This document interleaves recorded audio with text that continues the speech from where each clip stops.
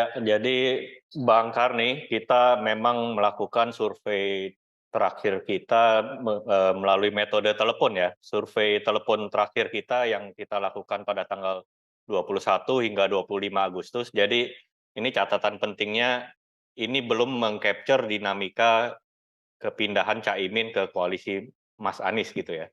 Jadi ini survei ini dilakukan mungkin sekitar dua minggu sesudah deklarasi Golkar dan PAN gitu. Jadi ini belum meng-capture dinamika terakhir dan kita temukan memang suara terkait dengan dalam simulasi 19 nama dalam survei cawapres kami, kita temukan memang ada 3 tier ya terkait dengan cawapres ini gitu. Tier pertama itu ada nama Erick Thohir dan Ridwan Kamil. Erick Thohir di 15,1%, Ridwan Kamil di 14,2%, dan itu memang selisihnya tidak signifikan. Ini saya sebut tier pertama gitu. Tier kedua masih ada nama AHY yang kita masukkan, terus ada nama Mahfud, Gibran dan juga Sandiaga Uno. Ini tier kedua gitu. Di temuan survei cawapres kita, ini tier kedua nama-nama survei cawapres di angka sekitar 9,8% untuk AHY, Mahfud MD di 8,8%, Gibran juga di 8,6%, dan Sandi juga sama di 8,6%.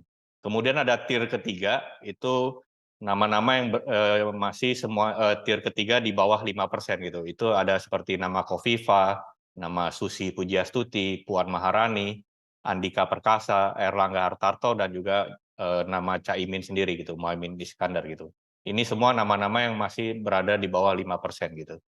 Dan kalau di survei kami kita juga menanyakan, menurut responden, siapa di antara nama-nama tersebut yang pantas dipasangkan dengan 3 poros capres yang sudah berkembang sampai sekarang ya. Jadi ada nama bacapres Anies, siapa cawapres yang paling pantas sebagai cawapres Anies, cawapres Ganjar, dan juga cawapres Prabowo gitu.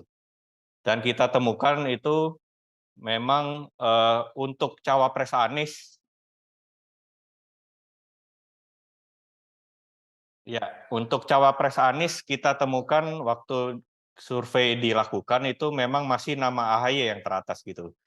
Dan nama Caimin tidak terekam di survei saat itu gitu. Kedua diduduki oleh Kofifa Indar Parawansa, kemudian Yeni Wahid dan lainnya gitu.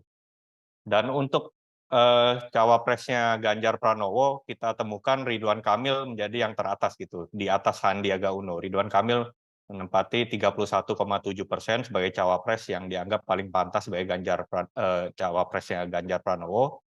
Kemudian Sandiaga Uno itu di posisi kedua dengan 27%, disusul sama Andika Perkasa di 9,2% dan nama lainnya 4,1. Nama Pak Mahfud belum ada di simulasi ini. Nah, yang menarik memang untuk nama siapa yang menurut responden paling pantas sebagai cawapresnya Pak Prabowo, itu Pak Erik unggul di simulasi kami, itu di peringkat 1, disusul oleh Gibran, kemudian Muhaimin, Khofifah, dan Pak Erlangga gitu. Pak Erlangga yang paling bawah gitu. Jadi kira-kira itu peta yang tercapture dari survei cawapres dengan metode telepon yang kita lakukan pada 21 hingga 25 Agustus kemarin, Bang Karni. Baik, terima kasih Pak Kennedy Muslim. Sekarang tinggal 2 narasumber, Nusron dan Andre Rosiade. Sebaiknya mana yang kita dahulukan?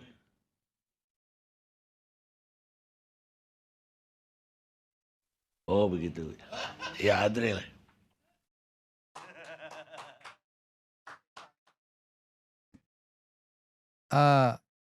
Pak Karni, Assalamualaikum warahmatullahi wabarakatuh. Waalaikumsalam. Kalau sama Gus Nusron ini saya harus ngalah. Kenapa saya harus ngalah? Bukan, karena beliau yang mimpin doa anak saya nikah kemarin di Tokyo. Oke, Haji Nusron Wahid. Terus kenapa gara-gara itu harus mengalah? Mimpi doa biasa aja untuk dia. Ya, karena ini kiai ini. Karena doa saya mendoakan supaya dia nikah lagi, Bang. Bagian ini jangan diedit, Bang Karni. Ini gawat ini. Ya salah kan sih. Nusron bukan dia. Iya. Jadi gini Pak Karni. Gawat ini. Kok gugup begitu aja? Enggak gugup. Jadi gini. Jadi gini, Om Panda. Yang sebenarnya kan ini soal viralnya kata netizen, Om Panda. Cawapres, saya nggak sepakat. Yang viral ini saat ini Om Panda yaitu bucinnya Pratama Arhan bikin gol Indonesia di piala kualifikasi Piala Asia U23. Itu yang viral Om Panda, bukan siapa yang mau jadi cawapres. Nah, saya ingin sampaikan apa? Kemarin saya ke Solo. Nonton bola. Jadi saya naik pesawat pagi-pagi jam 9. Ketemu Kaisang, satu pesawat. Nah, itu menarik itu. Saya ketemu Kaisang, satu pesawat. Lalu seperti biasa, pola saya kalau ke Solo itu yang saya ceritakan dulu ke Pak Karni. Bahwa saya turun pesawat, saya makan ke restoran favoritnya Pak Jokowi. Soto Gading 1. Oh. Makan bakwan yang ada tengahnya ada udangnya Pak itu. Nusron sebagai pendukung garis keras Pak Jokowi juga tahu itu restorannya kesukaannya Pak Jokowi. Jadi Pak Nusron ini kan pendukung garis kerasnya Pak Jokowi. Bahkan sampai berani dipecat oleh Partai Golkar demi mendukung Pak Jokowi. Betul Pak Nusron? Betul. Jadi sehingga tahu persis ini restoran kesukaan Pak Jokowi. Saya turun mobil Pak Karni, nggak ada yang berubah. Para tukang parkir bilang, Pak Andre kami Pak Prabowo. Saya bilang, kenapa? Pak Jokowi Pak Prabowo Mas Andre. Itu yang saya rasakan. Jadi terserah Bang Panda nggak setuju, Bang Panda nggak setuju nggak apa-apa. Tapi itu yang saya rasakan Bang. Jangan-jangan itu olah-olahannya tukang parkir supaya dapat tip banyak dari Andre. Itu Pak Nusron salah. Karena jadi gitu. Dan saya dengar cerita, saya punya teman di Komisi 6. Kader PDI Perjuangan. Orang Sukoharjo. Dapilnya enggak di Jawa Tengah. Tapi politisi senior PDI Perjuangan. Berkali-kali terpilih di PDI Perjuangan. Dia cerita. Pergi reses kunjungan spesifik sama saya ke Jawa Timur. Dia bilang anggota DPR loh. Gawat Bang Andre. Kenapa? Saya nggak mau nyebutkan, nanti disidang lagi oleh PDI Perjuangan. Nah, gawat Bang Andre. Saya baru pulang di kampung saya, Sukoharjo. Saya bingung, kok Prabowo semua ya? Itu fakta Bang. Itu yang saya dengar langsung pengakuan anggota DPR RI PDI Perjuangan. Nah, intinya apa? Saya ingin sampaikan bahwa saya tidak sepakat pernyataan Bang Slamet Ginting yang bilang bahwa Golkar akan lari dari koalisi kami. Kami meyakini koalisi Indonesia Maju ini sangat solid sekarang. Bahkan partai-partai terus bergabung. Memang ada yang keluar untuk sementara. Tapi ada yang masuk, yakni Partai Gelora dan Partai Garuda. Insya Allah juga, mudah-mudahan ya, PSI pada saatnya juga akan bergabung. Partai Tegak Lurus Pak Jokowi, harapan kita tentu bergabung dengan kami. Yakin banget ya. Insya Allah. Namanya kan insya Allah Bang Karni. Kan pakai insya Allah. Nah, saya yang agak menarik ya. Yang agak menarik tadi. Mas Toto ini kan pollster. Salah satu pollster ulung. Saya tahu persis loh. Beliau itu mengadakan survei. Tapi saya tunggu-tunggu beritanya. Kok nggak dirilis-rilis? Berarti saya yakin Prabowo unggul di surveinya. Tapi karena survei yang nggak dirilis itu, itulah survei sebenarnya. Nah, saya tahu kalau unggul udah dirilis sama Mas Toto. Prabowo unggul dibandingkan Mas Ganjar. Nah, itu. Tapi minimal kasih tahu lah Om Karni. Kalau di Sumatera Barat siapa yang menang Mas Toto? Ya. Enggak, kalau apa calon presiden di Sumatera Barat siapa menang Mas Toto? Ah. Disumbar aja untuk menjawab.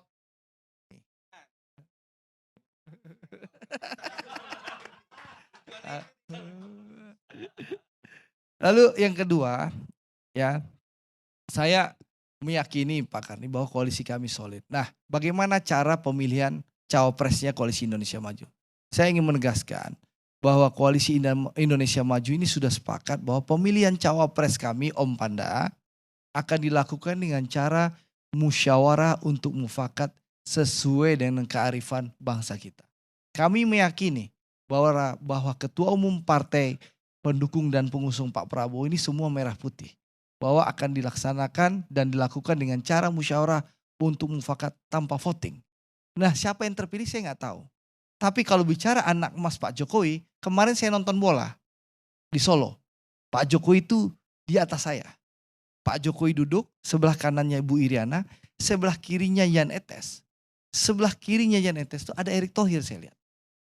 Sebelah kiri lagi ada Bahlil Haladiah. Jadi memang mitra kita dua-duanya menteri yang hadir Pak Nusron. Mitra kami di Komisi 6. Katanya lagi keluar negeri. Informasi yang saya dapatkan. Bukan udah diwakili anaknya kan. Janetes kan mewakili bapaknya. Tapi yang menarik, Mas Ganjar nggak ada. Umroh. Jadi gitu. Ini maksudnya apa? Dan saya melihat Pak Karni bahwa Pak Jokowi sangat happy. Paginya beliau datang ke Cilegon melihat proyek Lotte Refinery yang sudah 80% dibangun. Lalu beliau menikmati bagaimana Indonesia mencetak sejarah, ya. Piala Dunia, Piala Asia U23 dalam pertama kali dalam sejarah kemerdekaan Republik Indonesia itu baru lolos di kepemimpinan Pak Erick Thohir jadi Ketua Umum PSSI. Nah, enggak, saya ingin sampaikan, bukan. Itu satu. Saya melihat itu ya, itu keberhasilan. Lalu yang kedua, saya lihat Pak Jokowi sangat happy dan bahagia hari itu. Nah, bicara siapa cawapres Pak Prabowo, terus terang saya belum tahu, ya, saya belum tahu, karena itu adalah kewenangan para ketua umum. Tapi siapa yang saya dengar? Ada berapa nama? Tadi saya sebutkan Pak Erick Thohir. Pak Erick Thohir salah satu calon yang potensi karena itu diusung oleh PAN. Bang Zulhas, ketua umum PAN, temannya Gus Nusron, itu terang-terangan mengusung Pak Erick Thohir. Lalu juga ada suara-suara mendukung Mas Gibran menjadi calon wakil presidennya Pak Prabowo. Tapi kami ini Om Panda Opung, kami taat konstitusi. Gerindra tidak ingin berandai-andai. Karena memang faktanya Mas Gibran masih terkendala konstitusi yang melarang bersangkutan maju jadi kontestasi. Tapi kita harus akui juga kalau Om Panda mungkin bilang Mas Gibran tuh anak ingusan. Tapi kalau kami di Gerindra, kami menghargai bahwa Mas Gibran itu tokoh muda punya potensi pemimpin Indonesia ke depan. Itu bedanya kita. Kalau Om Panda bilang Mas Gibran anak ingusan, di Gerindra Mas Gibran sangat kami hargai. Tokoh pemimpin masa depan Indonesia. Ya, itu bedanya kita Om Panda. Daripada disia-siakan di PDIP, mendingan jadi wakilnya Prabowo masuk Gerindra gitu terus. Jadi siapapun, jadi saya ingin menyampaikan, termasuk Pak Prabowo juga menyampaikan bahwa beliau bisa bekerja sama dengan siapapun. Dengan Mas Ganjar pun Pak Prabowo bisa bekerja. Dengan Mas Gibran bisa. Pak Erick Thohir bisa. Dengan Prof. Muhaimin nggak bisa ya? Dengan Mbak Yeni Muhaimin juga bisa. Kang Emil juga bisa. Bahkan dengan ketua umumnya Gus Nusron, Pak Erlangga pun Pak Prabowo bisa bekerja sama. Jadi kami sama optimis. Caimin aja nggak bisa ya? Sebenarnya bisa bekerja sama. Bisa. Tapi memang musyawarah untuk mufakatnya kemungkinan Gus Muhaimin sudah nggak sabar nunggu musyawarah untuk mufakat. Gitu. Gitu. Ya. Karena memang sekali lagi para ketua umum sudah sepakat mereka para ketua umum ini akan mengambil keputusan dengan cara musyawarah untuk mufakat. Nah, ini belum dilakukan pengambilan keputusan itu. Sehingga mungkin Gus Muhaimin tidak sabar, ada tawaran dari Pak Surya Paloh untuk menjadi kandidat cawapresnya Mas Anies tanpa perlu menunggu musyawarah untuk mufakat lagi. Gitu loh. Tentu kami menghormati keputusan teman-teman PKB. Itu biasa saja. Kami hormati, bahkan Partai Gerindra mendoakan PKB Gus Muhaimin sukses di tempat barunya. Itulah kedewasaannya Partai Gerindra di bawah kepemimpinan Pak Prabowo. Karena politik Gerindra itu mempersatukan, bukan memecah belah. Kami ingin merangkul, bukan memukul. Dan koalisi kami kenapa begitu sejuk dan teduh? Karena duduknya sama rendah, berdirinya sama tinggi, tanpa ada politik tinggi seranting. Karena keputusan itu diambil secara bersama-sama. Gitu loh. Itulah koalisi Indonesia Maju, Opung. Nah, Publik tapi melihat katanya pemimpin koalisi, pemimpin partai koalisi itu adalah Jokowi. Gimana menjawabnya? saya rasa sah-sah saja publik menilai itu. Karena apa? Karena faktanya partai-partai koalisi Indonesia Maju ini adalah partai-partai pendukung Pak Jokowi. Ketua umumnya adalah menteri-menteri Pak Jokowi. Dan berulang-ulang kali calon presiden koalisi Indonesia Maju menyampaikan bahwa kalau Pak Prabowo diberikan mandat oleh rakyat, beliau akan melanjutkan keberhasilan pemerintahan Pak Jokowi. Jadi intinya apa? Pemerintahan Pak Prabowo insya Allah 2024-2029 itu Pak Slamet, itu memang keberlanjutan dari pemerintahan Pak Jokowi sebelumnya. Itulah komitmen Pak Prabowo. Makanya namanya Koalisi Indonesia Maju. Karena memang ingin melanjutkan keberhasilan Pak Jokowi. Itu komitmen kita. Bukan kita bilang mendukung, tapi kadang-kadang kita sliding. Itu beda loh. Antara mendukung dengan sliding gitu loh. Nah, nggak tahu. Tapi kan Opung Panda yakin bahwa Jokowi tetap akan mendukung Ganjar. Gimana nih? Saya rasa Pak Jokowi adalah pemimpin besar. Beliau seorang negarawan. Tentu beliau sebagai presiden tidak akan cawe-cawe. Beliau tidak akan intervensi dalam pilpres. Tentu beliau akan netral. Dan membiarkan kontestasi ini berjalan secara demokratis. Dan pemimpin yang terpilih nanti adalah pemimpin yang terpilih secara demokratis tanpa beliau cawe-cawe. Gitu loh. Di depan saya Pak Jokowi itu mengatakan akan tetap cawe-cawe. Itu cawe-cawenya Bang Karni Ya, memastikan kata-kata itu. demokrasi itu berjalan dengan baik. Bukan maksud beliau mengintervensi demokrasi supaya memenangkan capres tertentu. Dia tidak jelasin gitu. Saya akan tetap cawe-cawe dan saya tidak akan netral. Saya itu terjemahan kita masing-masing kan Bang Karni. Kalau Itu terjemahan kami bahwa Pak Jokowi itu cawe-cawe memastikan pemilu berjalan dengan aman, netral, luber, ya, demokrasi sehat. Jadi kesimpulannya wakil yang kemungkinan dipilih oleh Pak Prabowo, Erick Thohir. Saya tidak bisa karena saya nggak tahu. Saya bukan ketua umum partai, Bang Karni. Keinginan Andre siapa Yang pasti cawapres yang terpilih tentu hasil musyawarah untuk mufakat dan cawapres ini disetujui oleh seluruh partai pendukung dan pengusung Pak Prabowo. Nah, siapa yang bisa? Saya nggak tahu. Kalau bisa saja Mas Gibran, bisa juga Pak Erick Thohir, bisa saja Prof Mahfud yang disebut-sebut dan digadang-gadangkan oleh Opung. Bisa juga Pak Erlangga Hartarto dan bisa juga Kang Emil atau juga Mbak Yeni. Satu aja sebelum ke Gus Nusron sih. Saya agak kaget kemarin dengan statement Sekjen ya. Saya anggap Sekjen kan merepresentasikan partai yang sudah mendeklarasikan langsung ketua Golkar namanya Erlangga Hartarto datang dalam deklarasi. Lalu kita tahu juga hasil Munas atau Rapimnas Golkar ke Pas Erlangga, bukan ke nama lain.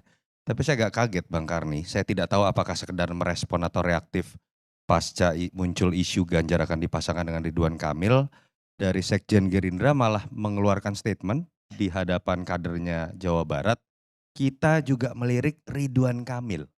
tidak keluar sama sekali nama Pak Erlangga sebagai pihak yang sudah mendukungnya dan resmi oleh Rapimnas Golkar itu sudah diputuskan. Buat saya itu sesuatu. Artinya dari situ kita nanti bisa kemudian menerka statement dari Andreka yang lebih rasional yang mengatakan tidak mungkin Golkar keluar, atau tadi dari statement Bang Slamet yang mengatakan bahwa sangat mungkin Golkar keluar apabila ternyata koalisi Pak Prabowo memang menempatkan Mas Erlangga hanya menjadi anak tiri, kira-kira seperti itu. Boleh saya jawab? Kenapa Pak Sekjen kami menyampaikan hal itu? Karena memang Pak Erlangga udah pasti sebagai salah satu kandidat. Kan kalau melirik tambahan kan nggak ada masalah. Tapi kan keputusan itu kan diputus bersama-sama oleh Pak Prabowo, Pak Erlangga, Bang Zulhas, Prof Yusril, Pak Anies Mata gitu loh. Dan lain-lain gitu loh. Loh, Pak Erlangga tuh udah jelas masuk daftar list gitu loh. Itu udah jelas masuk daftar list, masa ketua umum Partai Jadi Golkar. kondisi yang sulit masuk. inilah membuat kami berpikir, Ridwan Kamil, ya menghormati Golkar. Iya dong. Jadi Opung mencoret Ridwan Kamil sebagai kandidatnya kita Mas Ganjar. Nggak mau ikut cawe-cawe. Tidak mau Menciptakan ngerecoki konflik. partai lain ya, Iya. Opung ya. Tidak mau merecoki partai lain. Jadi Ya? gitu Pak Karni. Jadi sekali lagi cawapres kami kita tunggu musyawarah untuk mufakat. Tapi yang jelas ya saya melihat bahwa cawapres pun yang akan dipilih oleh Pak Prabowo dan disetujui oleh partai-partai koalisi Indonesia Maju ini yang tentu merepresentasikan nama yang bisa melanjutkan keberhasilan Pak Jokowi. Itu yang saya tangkap. Terima kasih Pak Karni.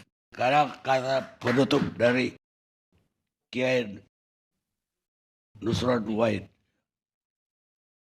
Terima kasih Pak Karni. Assalamualaikum warahmatullahi wabarakatuh. Waalaikumsalam.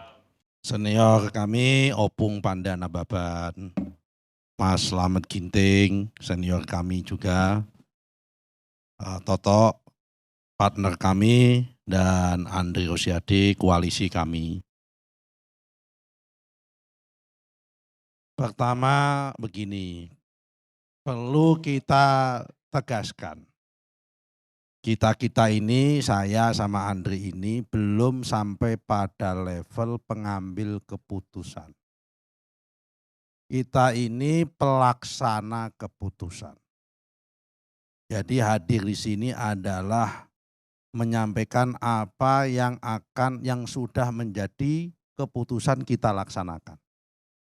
Perkara nanti ada perubahan akan keputusan itu urusan dan rembukannya sama para pengambil keputusan.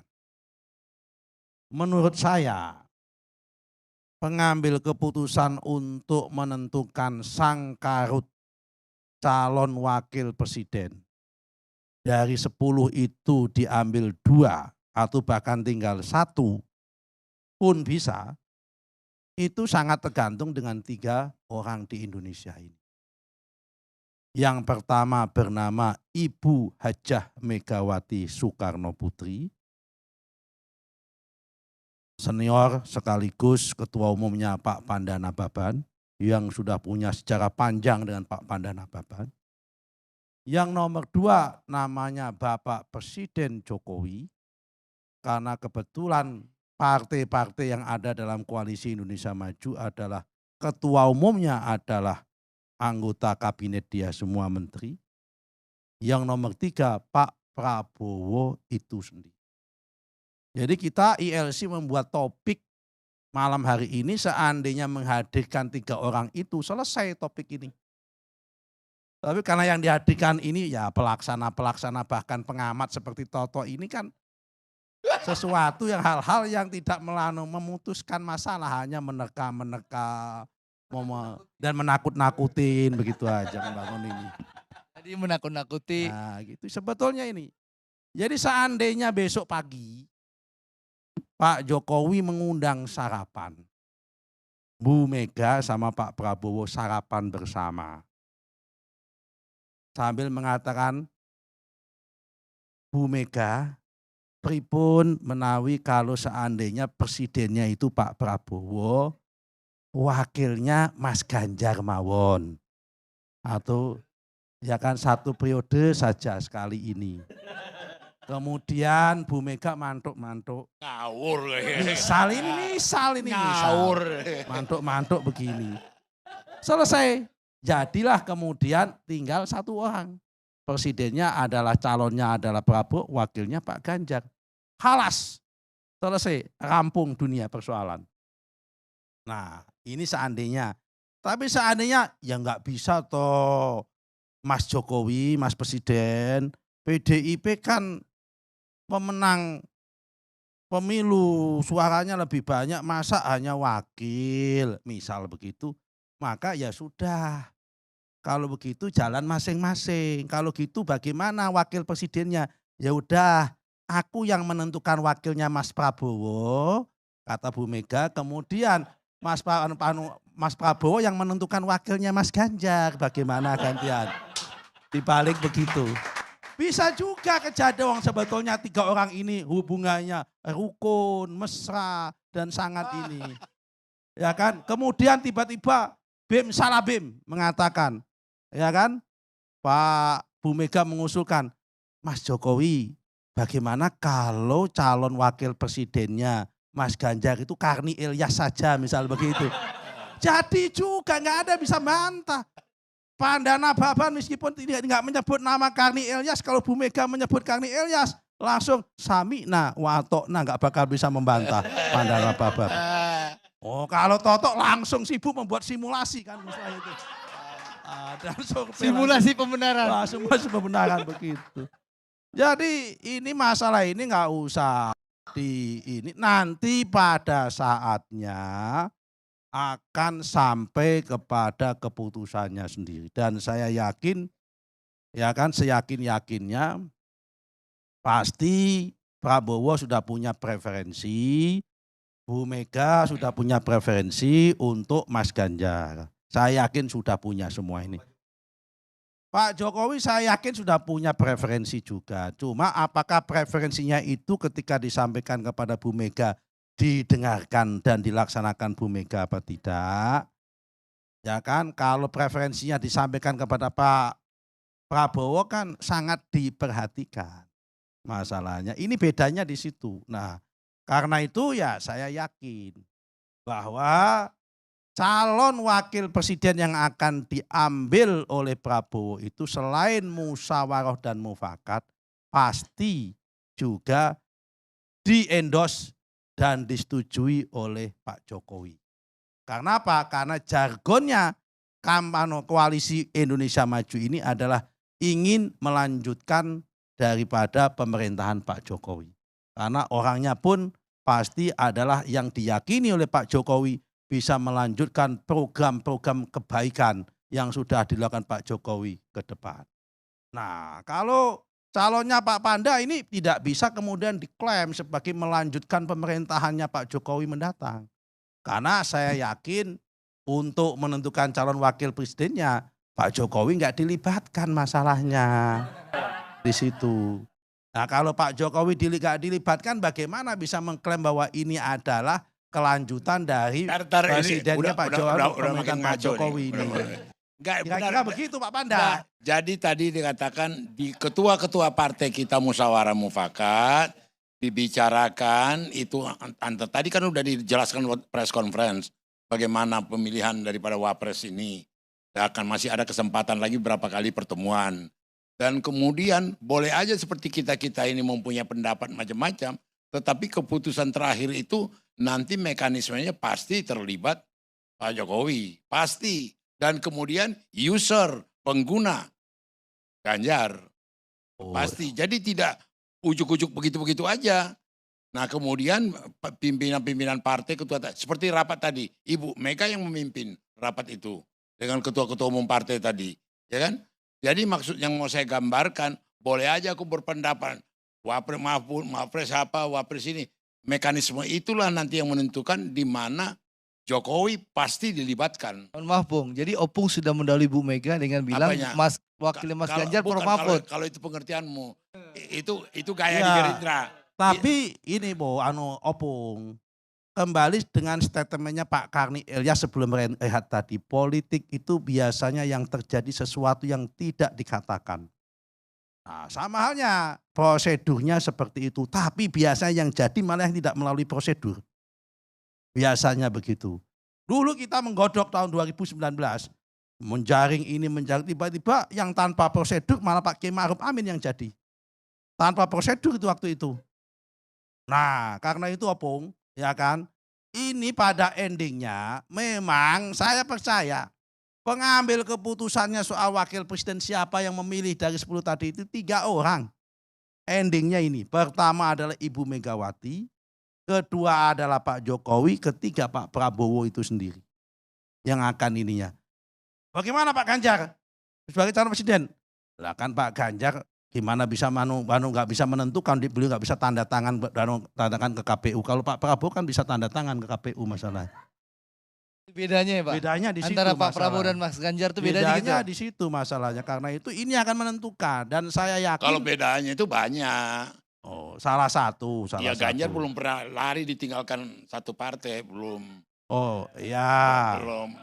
Ya. Ya, Opung, betul, ini Opung. soal Pak saham Prabowo- ya, pembagian saham di koalisi Ganjar itu kan jelas Megawati superior dibanding dengan misalnya Ketua Umum Hanura, Oso, kemudian juga P3. Kan jelas sahamnya lebih tinggi. Apa iya kemudian diberikan kesempatan yang sama? Saya kira rasanya nggak mungkin. Saya pikir tata krama. Pasti dong diajak bicara. Pasti dong ditanya. Tapi saya Pasti melihat ya, dong. secara psikologinya itu beda. Psikologinya itu koalisi, saya nggak mau bermaksud mengomentari yang lain ini. Berbedanya dengan koalisi Indonesia Maju ini adalah di dalam koalisi Indonesia Maju ini tidak ada satupun partai yang memiliki golden seat. Ya kan, tidak ada yang partai bisa otomatis bisa maju sendiri, nggak ada. Ya kan, karena itu dia butuh pembukaan dan butuh konsultasi dalam menentukan wakil presiden. Berbeda dengan PDIP, dengan koalisi sebelah. PDIP ini dianugerahi oleh Allah Subhanahu wa taala hari ini mempunyai golden seat. Sehingga bisa menentukan siapa yang dikehendaki oleh Bu Megawati sebagai mandat tunggal di dalam PDIP itu menentukan calon wakil presidennya. Nah, karena itu saya yakin ya kan lebih mudah menentukan calon wakil presiden di koalisinya Mas Ganjar karena tinggal menunggu Bu Megawati daripada menentukan koalisi yang ada di dalam koalisinya Pak Prabowo ini masih ada memang kepentingan-kepentingan. PAN ngotot dengan Pak Erick Thohir. Golkar ngotot ketua umumnya dengan Pak Erlangga. Perkara nanti endingnya kayak apa?